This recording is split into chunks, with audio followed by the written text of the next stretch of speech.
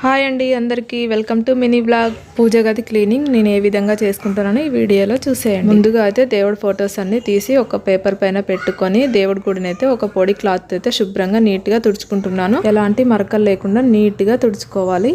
నీట్గా తుడుచుకున్నాక పేపర్నైనా ఒక బ్లౌజ్ పీస్నైనా ఏదైనా కొత్త క్లాత్ని వేసుకోవాలి. నేనైతే పేపర్నే వేసుకున్నాను. పూజకు ఉపయోగించిన ఇత్తడి సామాన్ అంతా తోమడానికి ఒక పక్కనైతే పెట్టేసుకున్నాను. దేవుడి గుడిని నీట్గా తుడిచాక పేపర్ అయితే వేసుకోవాలి. నెక్స్ట్ అయితే దేవుడి ఫొటోస్ని అయితే క్లీన్ చేసుకుంటున్నాను. ఫస్ట్ అయితే పొడి క్లాత్తో క్లీన్ చేసుకున్నాక వెట్ వైప్స్తో క్లీన్ చేసుకుంటే చాలా నీట్గా ఉంటాయి. అలా తుడుచుకున్న ఫొటోస్కి అయితే ఒక గిన్నెలోకి గంధం కొంచెం కుంకుమ తీసుకొని వాటిలో కొన్ని వాటర్ కలిపి బొట్లు అయితే పెట్టుకోవాలి. అలా పెట్టుకున్న తర్వాత నీట్ గా దేవుడి గూట్లో అయితే సర్దుకుంటున్నాను. అలా సర్దడం అంతా కంప్లీట్ అయ్యాక ఇత్తడి సామాన్ని కూడా అంతా తోమేశాను. క్లీనింగ్ అయితే ఈ విధంగా కంప్లీట్ అయింది. ఓకేనా అండి, మీకు ఎలా అనిపించిందో నాకైతే కామెంట్ చేయండి. ఈ వీడియో కనుక నచ్చినట్లయితే ఒక చిన్న లైక్ చేయండి. Thanks for watching.